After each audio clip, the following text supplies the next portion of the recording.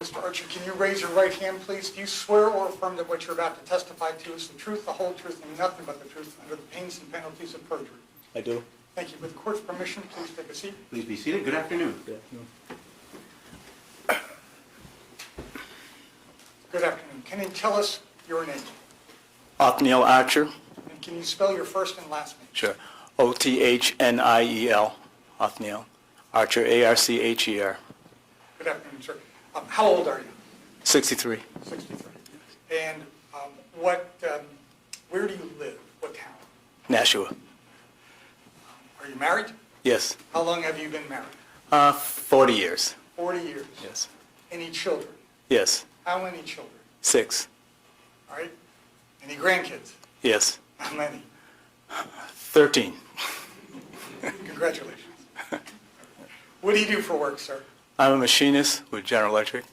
How long have you been a machinist for General Electric? 36 years. Just generally, what does a machinist do? We run CNC automatic machines to manufacture parts for aircraft engines. And besides working as a machinist, do you have any other work that you do? Yes, I work part-time at the New England Pentecostal Ministries. I'm sorry, you said New England Pentecostal? Yes, New England Pentecostal And Ministries. where's that located? In Pelham. And how long have you been doing that? About 25 years, I think. And can you tell us what sort of things you do for New England Pentecostal? I do like general maintenance and upkeep, and some light construction. And where's this located in Pelham? Bridge Street in Pelham. Great. So were you working at the church at New England Pentecostal on October 12th of 2019? Yes, I was. Yes. On that day, what were you doing?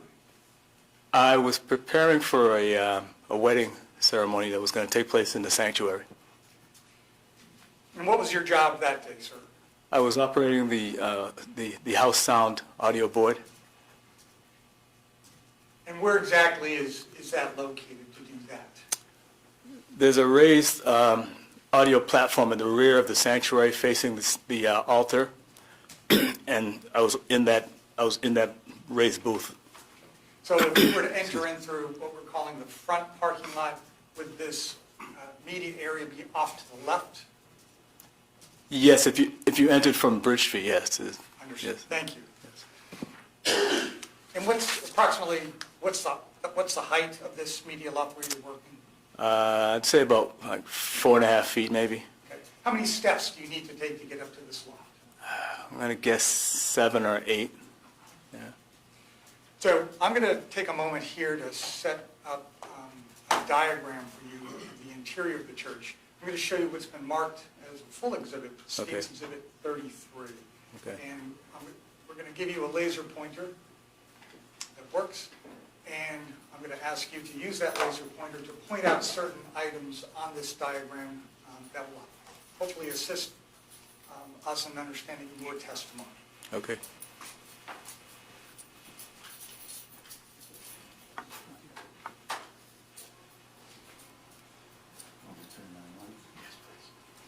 Brian, can we have the lights dimmed a bit? Yes, we can. Great, Often thank you. do that. Thank you. So,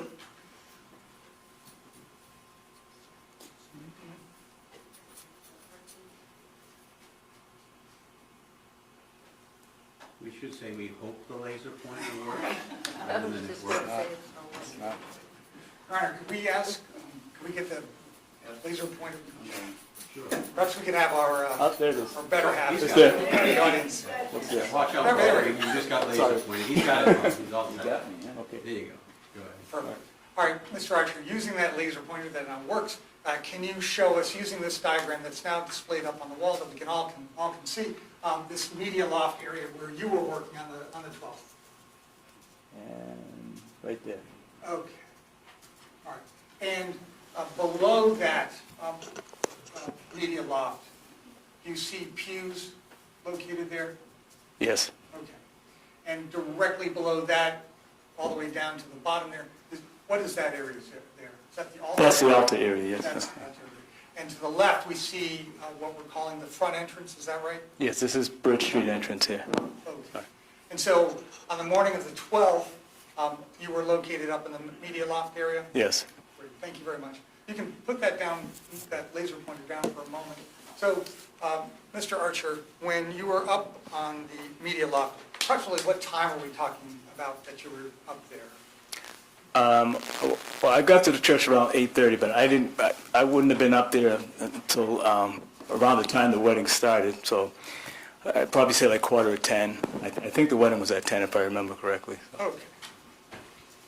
And so, once the wedding ceremony began, did you have a clear view from the media loft down to the altar area? Yes, yes. And after the wedding ceremony began, did you see anyone come into the sanctuary, coming in late to the ceremony? Yes, I did. Okay. And where did this person come in? He came in from the Bridge Street entrance. Okay, can you just go back to that Yeah. laser pointer? From this entrance right here. Okay, so that's off to the far left of the exhibit? To the left of this exhibit, yes, yes. Okay. And when this person walked in, did you take any note about how this person appeared? Well, yeah, he didn't appear to be, like, obviously part of the wedding ceremony, but I didn't think much of it. Okay, when you say he didn't look like he was part of the wedding, what do you mean? Well, he was, if I remember correctly, he was wearing like sweat clothes, like sweatpants and I think a sweatshirt, so. All right. And when he walked in through that front door entrance, where did he go? I actually don't remember it, because when you come in here and you step inside the sanctuary here, you can walk around behind these pews. This is a bunch of pews here. You can walk around behind the pews and then choose your seat from there. Or you can just walk right in between the seats. And I honestly don't remember which way he went when he finally went around and sat down, so. Okay. Did you see him eventually sit down? Yes. Where did he sit down?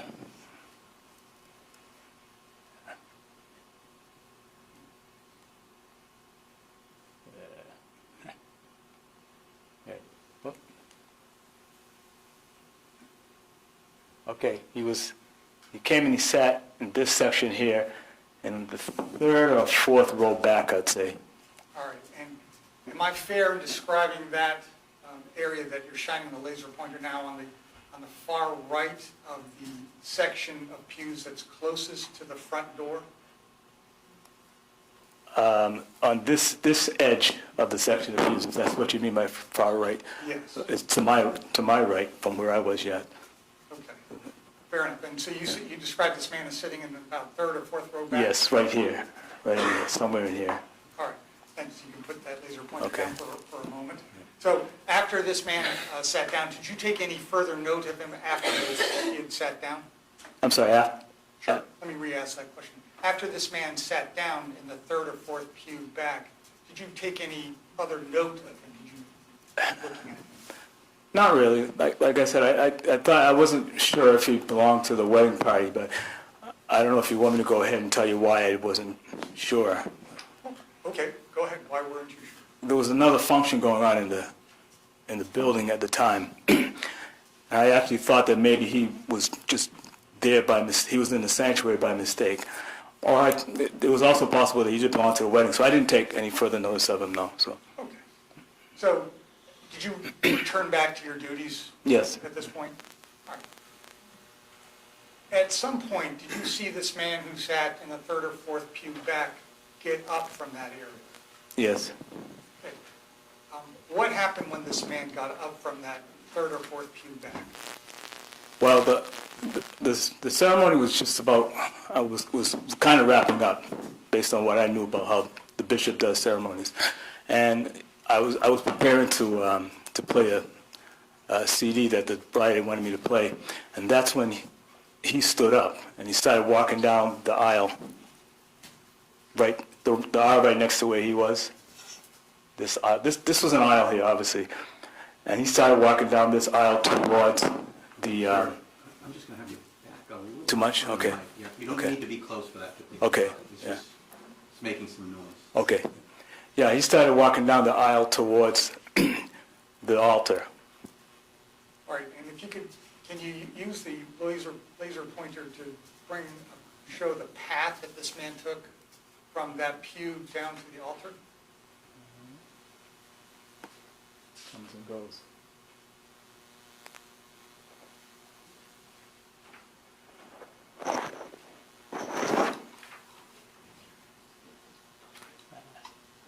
Yeah, my co-counsel just mentioned that it might be easier if you stand to do this. Sure. Might be less jiggling involved.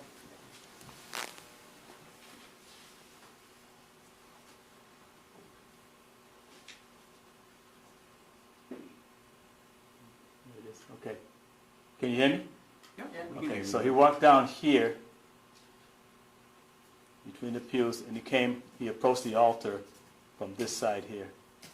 So you're showing the laser pointer going to what I would characterize as the side of the altar that's closest to the front door? Yes, yes. All right, and so when the man got to that area, which you're shining right now, is like the top left corner of the altar, where did he go then? Well, there's a set of stairs here, like 3 stairs that go up the altar. He started stepping up the stairs. All right. Now, at this time, back on October 12th of 2019, was there a railing or a banister around this altar? Yes. Okay. And where did the man go, or how did the banister affect how he got up onto the altar? Yes. How so? Well, it's a long banister here, and then a short angled banister here. So, and it's all enclosed from here to here. So he had to go around the short banister and then up the set of stairs. So you're describing him approaching from the left side of this altar? Yes. Is that right? Could he have gone to the top side of the altar? He could have gone to the top, but he would have had to go dead center middle to get up the stairs. Okay. And is that where the bride and groom were standing? Yes. Fair enough. And so you're describing this man taking a path from the third or fourth pew back where he was sitting, off to the left, and then coming in from the left side of this altar. Is that right? Yes. Okay, fine. Thank you very much. You can sit back down for the laser pointer. Thank you very much. So at this point, Mr. Archer, what did you observe? Let me back up a little bit. Can you describe the speed at which this man walked from the third or fourth pew up to the altar? It was like a purposeful walk. He wasn't running, and he wasn't like just meandering. He got up with a purposeful walk, walking towards the front. Walking toward? The front, sorry. And was he doing anything with his hands as he was walking from the third or fourth pew up to the altar? Yes, I noticed he was fishing into his left pocket. When you say he was fishing into his left pocket, do you recall what he was wearing at that time? I think earlier you said sweatpants. Yes. And sweatshirts? Sweatpants, and I believe a sweatshirt. I'm not positive about the sweatshirt. I know he had sweatpants on. Okay, so he was fiddling in which, pocket of which? The sweatshirt or the sweatpants? The pants. The sweatpants had pockets too. Okay. And that was on the side closest to you from where you were sitting? Yes. And could you see, you're describing him with his hand in his pocket as I'm demonstrating right now? Yes. Yes. How long did he have his hand in his pocket like that? To me, it looked like the distance of the walk until he got to the steps. And so when he got up to the altar, did you see anything come out of the pocket? Did you see this man bring anything out of the pocket? Yes, I did. Yeah. What did you see come out of his pocket? Well, when he pulled it out of his pocket, I actually didn't know what he was doing. I was really confused. I didn't know what he was doing. He pulled it out of his pocket, and I didn't recognize what it was until he had raised it up. So whereabouts was this man when he pulled whatever he pulled from his pocket? I think it was like roughly when he started taking the first step, when he had pulled it out completely. first step of the altar? Yes. Okay. And so at that point, what do you see when he pulls out, whatever he pulls out from his pocket? It was a gun. Did you note anything else about this gun at this point? No. What size gun was this? Looked like a small handgun.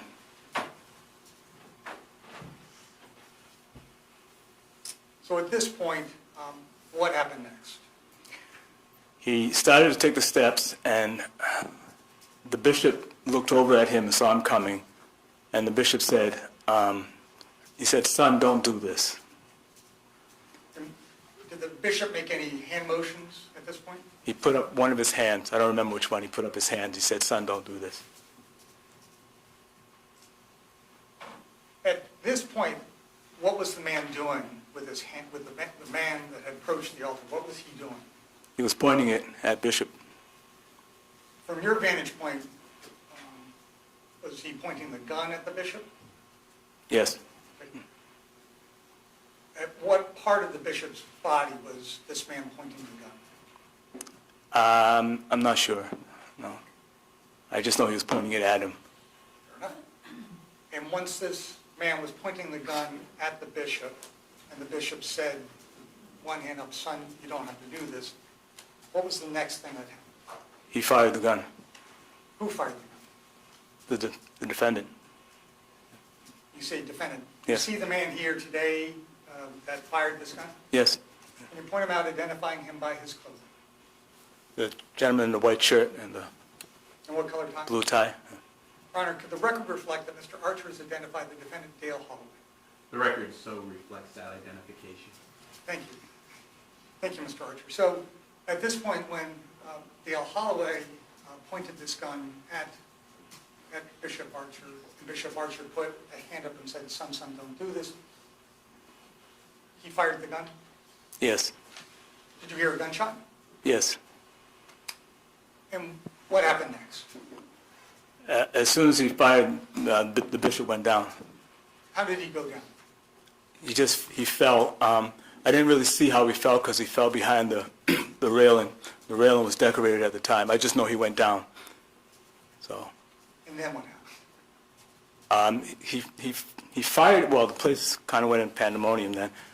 He fired again, and I honestly don't know where he was firing. Where he fired the second time, I don't know.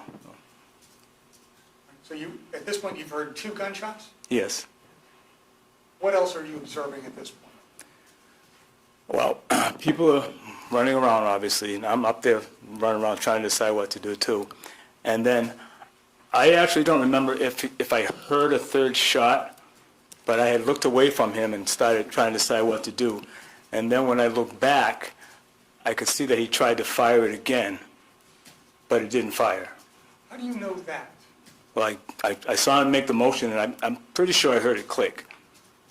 Yeah, I'm not positive, but I know he was trying to fire the gun, and it didn't fire.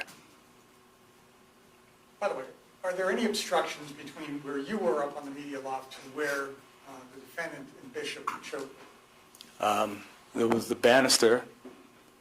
It was about 3.5 feet high, and there was a lectern, a glass lectern there.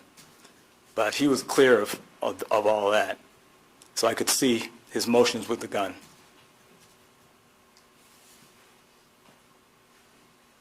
And when you saw Mr. Holloway pulling this trigger again in your mind,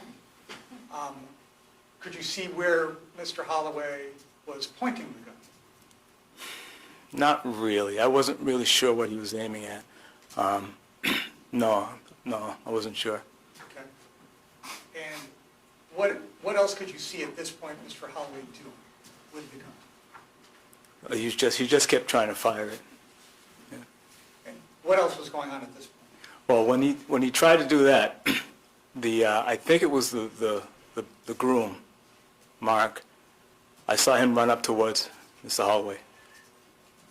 And then what happened? When he approached him, Mr. Holloway took the gun and tried to hit him with the gun. What part of the groom's body did Mr. Holloway try to strike? I'm not really sure. I just looked over. I saw him swing the gun at him. I think it might have been his head, but I really can't say. Yeah. And then what happened? When he swung the gun, it either got knocked out of his hand or it fell out of his hand. And then what happened? Well, when I saw that, I said to myself, I should try to go get him. So I ran down from where I was, down that same aisle that he took, and at this time he was right up on top of the altar. Obviously, he was right up top where the bishop was. When you say he was on top, who do you mean? Mr. Holloway.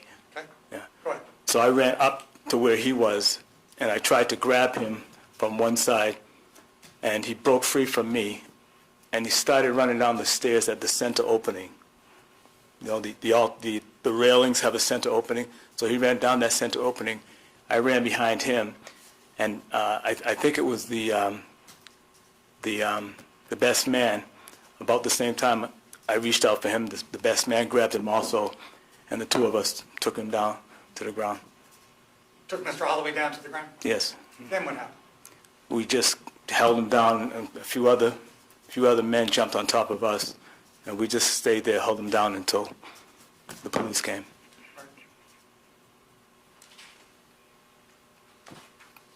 Right. Had you seen Dale Holloway before October 12, 2019? Yes, I had, yes. How many times had you seen Dale Holloway before October 12, 2019? It's funny, I know I saw him once, positively. I saw him at his mother's house, and I was at his mother's house twice. I'm really not positive if I saw him the second time I was at his mother's house. I was doing some work at her house. So let's focus on this time that you were doing work at his mother's house. Do you remember his mother's name? Wow, I know his mother's name. I'm drawing a blank right now. I know his mother's name. Okay, that's fine. It'll come back to me. Yeah, I know his mother. We'll keep talking, maybe it'll come back to you. Yeah, I'm sorry. I'm sorry. No worries. Yeah. Approximately when did you go over to his mother's house? It was I was going to say a few weeks before the incident. And why did you go over to his mother's house? I was doing some work in her kitchen. And how long did you spend there? Doing The what? first time, which I'm referring to, which I did see him positively, I think I was there about 4 or 5 hours. And just so we're clear, the first time where you spent 4 or 5 hours, did you see the defendant, Mr. Holloway, at that point? Yes. Okay. And just to be clear, this first time, roughly when was this? It was a few weeks before the incident. Anywhere up to maybe even 2 months before it. It was a little while before the incident. And just so I understand correctly, do you remember having contact with Mr. Holloway on this occasion? Yes. Okay. And what was the nature of your contact with Mr. Holloway on this occasion? It was just casual talk while I was doing the job. He'd come into the kitchen and we'd just talk casually. Okay. And can you describe what Mr. Holloway's demeanor was like during this occasion? It was pleasant, just amiable. It was a pleasant conversation. And roughly how much time did you spend talking with Mr. Holloway at that time? And I guess cumulatively maybe an hour. Yeah. Now, do you recall having contact with Mr. Holloway at his mother's house the second time? Yes. Well, I'm sorry, I had to back up. The second time that I would have been referring to at that time period, I would have gone back to the house. And that's the time I'm unsure of if he was there. I just don't remember if he was there the second time. In other words, I went back to the house to finish the job I had started. That time, I don't remember if he was there. I don't remember. So. Okay. Do you remember hearing about the death, the murder of Luis Garcia? Yes. Did you go over to Mr. Holloway's mother's house after you heard about the death, the murder of Luis Garcia? Not immediately, no. Did you eventually go to her residence after that? Yes. Okay. And did you have any contact with Mr. Holloway that time? Yes. And how much time did you spend with Mr. Holloway that time? 10 minutes maybe. And did you have any conversation with Mr. Holloway during that occasion? Yes. How much conversation did you have with Mr. Holloway that time? Pretty much the length of the time I had contact with him. Yeah. Can you describe for us what Mr. Holloway's demeanor was on that occasion? I would say agitated and angry. Why do you say that he appeared agitated and angry? Well, he kind of pulled me aside because he had met me before. He pulled me aside, and he seemed very, very concerned for, I'm so sorry, I wish I could remember her name, his mother. He was very concerned about it. He was kind of whispering to me, and I could tell that he was angry. What was he whispering to you? To be honest with you, I didn't understand a lot of what he was saying, but I could, from the gist of it, I could tell that he was thinking that there was still more danger to his family from, as he put it, from the people at the church. Yeah. Mr. Archer, thank you. I have no further questions. You may inquire, Mr. Holloway. Cross-examination. And we can turn the lights Yeah. up. You mind? No, we got it, Bob, I think. Right. Thank you. Good afternoon, Mr. Archer. Good afternoon. Good afternoon.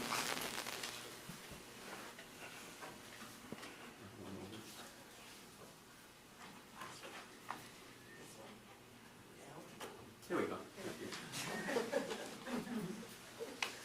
Hey, Mr. Holloway. Let's fast forward to the second time that you were at my mother's house. My mother's name is Patty. Remember that? Yes, I apologize, Patty, yes. So just to make sure that we are referring to that time frame, you were doing work for my mother Patty, right? Yes. Okay. And when we had a conversation at that point, what was the conversation regarding? You mean when we were doing the work? Yes, when you were working in the little kitchen. room that we were talking in, what was that conversation about? Well, I think mainly it was about the work that we were doing, that I was doing, yeah. Okay, at any point in time, did I mention about the homicide case? The murder of Minister Louis Garcia? It hadn't happened at that time yet. Well, I'm not talking about that first time. I'm talking about the second time. Oh, the after- second time, yeah. After the death. Yes, So when we spoke after the death, we spoke for 10 minutes, correct? yes, Okay. Did we talk about Minister Garcia's death? yes. What was that conversation like? Well, like I said, you sounded very, very concerned about the incident itself, and I got the gist that you were really concerned about your mom, which I understood. Okay. And can you give me a little more details about what we discussed, if you remember? What do you remember of that conversation made you believe that I was worried about my mother? Well, you seem to be, like I said, I honestly, I did not really understand what you were saying, but I understood that you were worried about your mother. And you said something to the effect of those people, I don't know if I used the right term, were out to get us, or just from the gist of what you were saying. And the reason why I say that, sir, is because I remember assuring you, because the reason why I was there was, I don't know if you remember, I was going to take your mom to get the ashes, to get Mr. Garcia's ashes.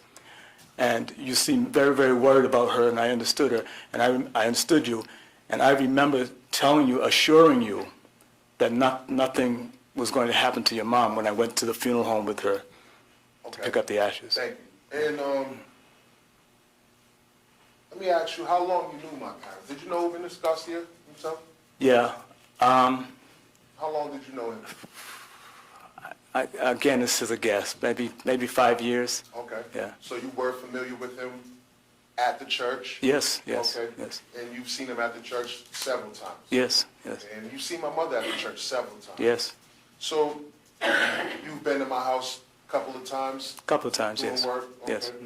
Okay. And you're saying at that time when we had that 10-minute conversation that I was agitated, I was angry, and I was very concerned about my mother's safety after the death of my stepfather, correct? Yes. Okay.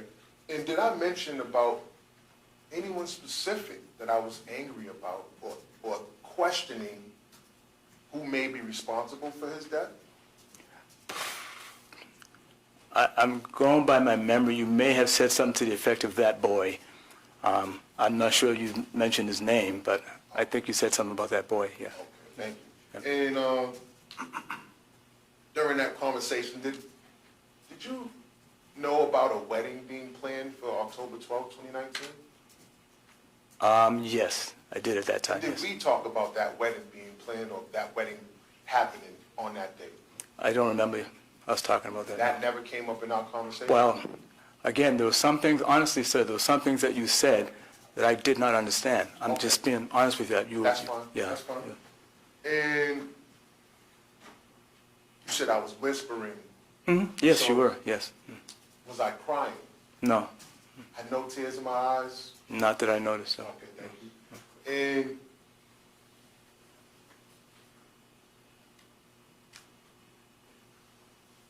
let me just ask you, are you friends with the Castiglionis? I consider myself to have been, yes, How yes. long have you known them? Not very long, couple years maybe, Okay, and you've seen them at the church? yes. And have you been to their house to do work as well? No, Okay. Are you friends with the bishop, with the Chotes? yes, And, you're familiar with them at the church? yes, And have you did work at their house? yes. Okay, how long have you known them? Probably 25, 30 years, yeah. Oh. And did you plan to attend the funeral after the wedding reception? The funeral memorial service. service, yes, yes, yes, So, Minister Garcia. yes, yes, Okay, so you wanted to attend that service, correct? yes. Okay. And, did you offer any sympathy cards or flowers for that service? Not at the time, no, No? Did you bring any to my mother's house when you came to do work for the kitchen? no. So let's move to October 12, 2019, the incident. You testified earlier that you saw me walking and you saw me with my fiddling with something in my left pants pocket, correct? Yes. Hold on, excuse me, let me back up a little bit.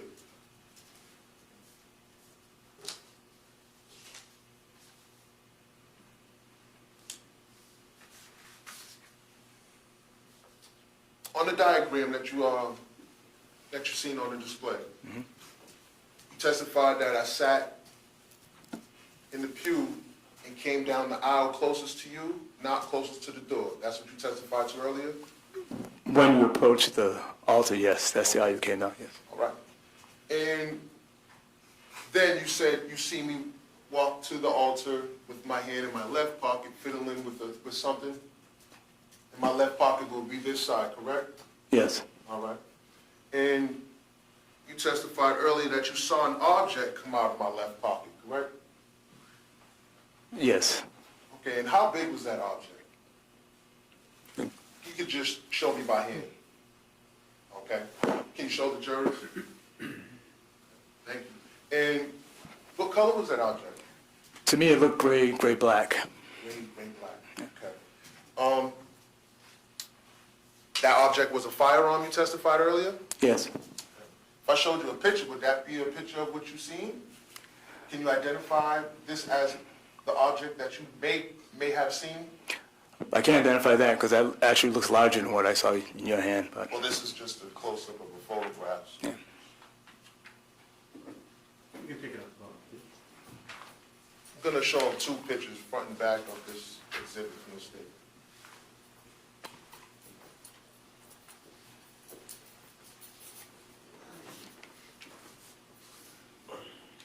Mr. Archer, can you tell me if that's the object that you've seen in my hand when you say you saw me with an object?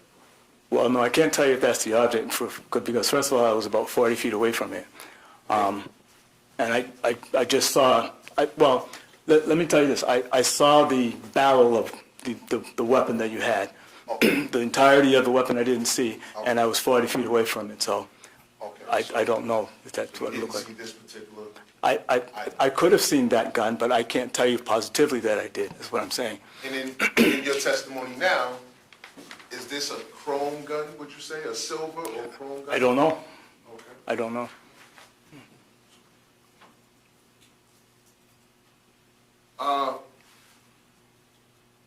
Do you have an impaired vision, sir? No, So you have a clear vision from that distance, you could see pretty much a lot? not really, no, but I just, Have you it was a ever long distance. All right, have you ever had glasses or eye contact? I have glasses now, yes. Is it prescription glasses? No, they're readers. So they're readers, okay. Yeah. So you don't have any eye impairments, correct? Not really. I don't have 20/20 vision, but Okay, do you have a driver's license? yes, Okay. And did you have a cell phone that day? I'm going to say yes. I usually do, so, Sorry, let me ask you one more question. Are you colorblind in any way? no. Okay, so between me and you right now, how far would that be? Approximately. 20 feet maybe, 20 feet maybe. And can you tell me what color my tie is? To me, it looks blue. Looks blue from Yeah. there? Mhm. So, just want to let you know that my tie is black, sir. Okay. Thank you. And did you have a cell phone that day? I'm going to say I probably did, yes. I can't say positively. Do you have a cell phone now? No. Okay. My question is, when things happened, why didn't you call 911? Because it wasn't the right time to do that. Because you were firing a gun in the sanctuary, and my thought and a lot of other people's thought at the time was either escape or evade. I think the time for 911 would have been either later by somebody who might have left the sanctuary, but we were in the sanctuary all the time, and you would call 911 when you're in a distance away to be able to do that. Did you see a spark or a flame come from that object that you seen? No. Okay, so it's possible that that wasn't a gun that you seen? Is it possible, is the question. It's possible, but not probable, because when you fired the gun, my bishop went down. Do most guns have a flame when they spark? I don't know. I don't know. Are you a gun owner yourself? No. Are you familiar with guns firing? Somewhat, yes. Okay. From the guns that you're familiar with firing, have you seen a spark come from the gun? Well, no. I fired M16s when I was in the service, and I've seen a discharge come from it, a gunpowder or a smoke discharge. Did you see that day? No. So you say you came down, you testified earlier, that you came down from your post and you attempted to grab me? Yes. Okay. Yes. And the best man helped you trying to grab me? Is that correct? Yes. When I grabbed you, you ran away from you got out of my grip when I grabbed you. Yeah. Okay, thank you. And finally, you testified that you guys pinned me down to the ground, correct? Yes. All right, and while we were pinned down to the ground, did you witness anybody assault me, punch me, kick me? No. Did you witness anybody put their knee on my neck while I was pinned to the ground? No. Did you tell anybody to get their knee off of my neck at that time? No. Okay. So when the police arrived, did you see someone give the police a firearm? No. Okay. So did you witness anybody else in that vicinity with the firearm? No. Did you witness anybody in that church prior to this incident with a firearm? No. Okay. So you don't know anyone Sorry. that goes to that church that owns or has or carries a firearm? No. Okay. I have no further questions, Your Honor. Thank you. Any redirect at all? Here, Your Honor. Thank you, Mr. Archer. Thank you, Mr. Archie. You are excused. Thank you. You're welcome.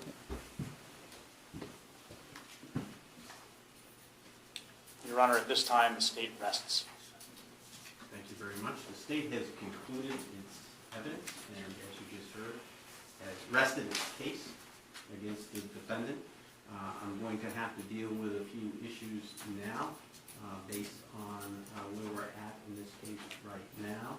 And it looks like in terms of any other potential witnesses, while both sides have done work to get those witnesses here, the planning is always difficult. So we won't be back with any potential witnesses until Monday. So my understanding from both sides is that's all the witnesses we have available today, correct? State? That is correct. You're obviously done. Yes, sir. And Mr. Holloway? Okay, thank you. So, I'm gonna dismiss you early on a Friday afternoon, so you can have a nice long weekend.